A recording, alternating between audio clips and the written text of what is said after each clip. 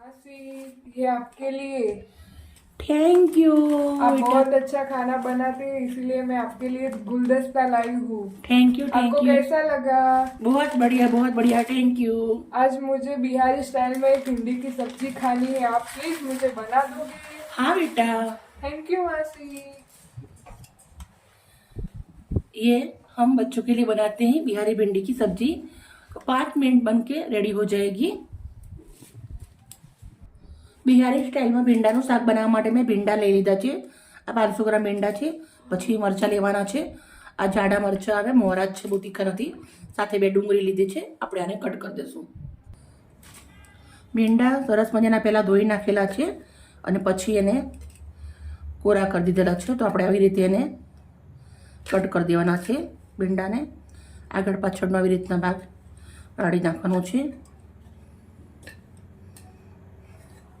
ખાસ ધ્યાન એ રાખવાનું છે કે આ કીડાવાળા ના હોય।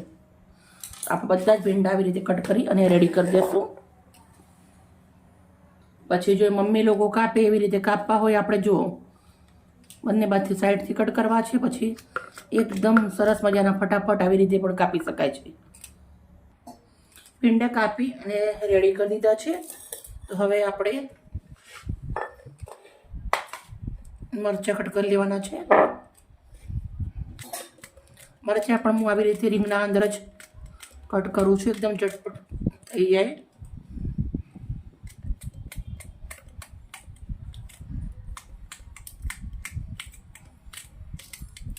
આ બહુ તીખા મરચાં નથી, આવી રીતે કટ કરી દઈશું। રેડી। હવે આપણે ડુંગળી કટ કરી લઈશું। ડુંગળી મેં પહેલાં છોલી દીધી છે। આવી રીતે ડુંગળીને ઊભી કટ કરવાની છે।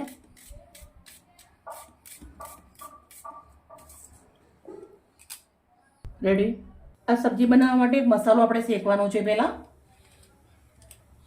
1 ચપટી એટલો અજમો છે, 1 ચમચી જીરું છે, 2 ચમચી ધાણા છે સૂકા, 10 નંગ એટલા કાળા મરી છે,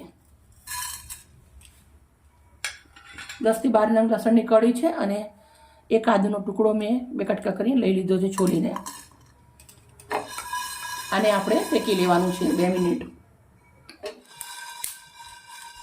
સરસ ધાણા ફૂટી ગયા છે અને શેકાઈ ગયા છે સરસ। હવે આપણે એને એક મિક્સરના જારના અંદર લઈ લેશું। હવે આપણે આને પીસી લેશું। એક કઢાઈ લીધી છે। બિહારી સબ્જી છે તો સરસોના અંદર બનશે તો પ્યોર સરસોનું તેલ નાખવાનું છે આપણે, 1 મોટો ચમચો ભરાય એટલું। તેલને આપણે સરસ ગરમ થવા દેવાનું છે। 1 મોટો ચમચો ભરાય એટલું તેલ લેવાનું છે। સરસોના તેલના અંદર સબ્જી બનાવવા ખાસ ધ્યાન રાખવાનું કે એકદમ સરસ મજાનું ગરમ થવું જોઈએ, ધુમાડા નીકળે એવું। કાચું રહે તો સબ્જી સારી ના લાગે। અને તમારી જોડે સરસોનું તેલ ના હોય, તમે જીરાની તેલ ખાતા હો એના અંદર બી બનાવી શકો છો। આપણે અડધી ચમચી વઘારમાં જીરું નાખીશું। સબ્જી છે તિયારી, પણ આપણે છીએ ગુજરાતી, આપણે શરીરને માફક આવવું જોઈએ। તો અડધી ચમચી હિંગ નાખી છે, 1 ડુંગળી નાખીશું તમારી लिए।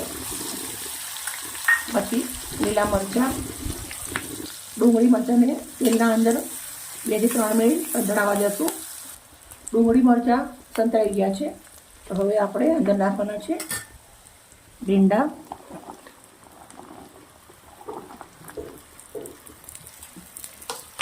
મિક્સ કરી દઈશું।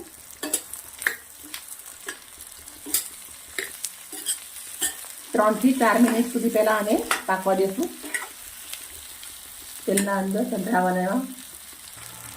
મસાલો સરસ પીસી અને રેડી થઈ ગયો છે। ભીંડા જ્યારે સંતરાતા હોય ત્યારે ઢક્કન નથી ઢાંકવાનું, કેમ કે ઢક્કન ઢાંકશો તો ભીંડાના અંદર લાર થઈ જશે, તો તમને સબ્જી ખાવાની મજા નહીં આવે। આપણે સરસ મજાના ભીંડાને થોડી વાર શેકી લેશું તેલના અંદર।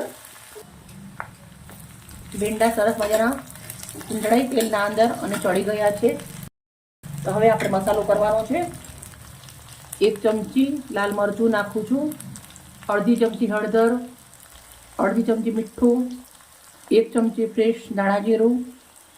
હવે આપણે જે પીસીને રાખ્યો છે મસાલો પીસી એ નાખી દેવાનું છે।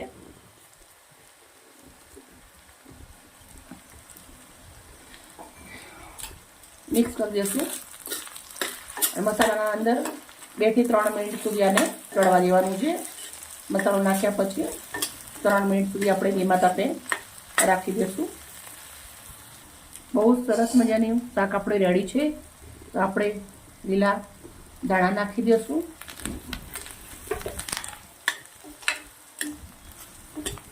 ગરમીની મોસમ ચાલુ થઈ ગઈ છે ભાઈ, તાપ લાગવા માંડે એટલે ફટાફટ આવી રીતના સબ્જી બનાવવાની અને ગરમા ગરમ ફુલકા રોટલી બનાવવાની. ગેસ બંધ કરી દીધો છે, સબ્જી રેડી છે. તો હું એક કટોરી લીધી છે, એના અંદર વાટકીના અંદર નિખારું છું. જો એકદમ સિમ્પલ અને સાથે ટેસ્ટી સબ્જી છે. ભીંડાનું શાક આપણે ગુજરાતી લોકો બનાવતા જ હોઈએ છીએ, પણ તમે આવી રીતે બનાવજો એકવાર, બહુ જ સરસ લાગશે તમને. મિત્રો તમે જોઈ શકો છો સરસ મજાની સબ્જી રેડી થઈ ગઈ છે. બાય, કાલે આવી નવી રેસીપી સાથે.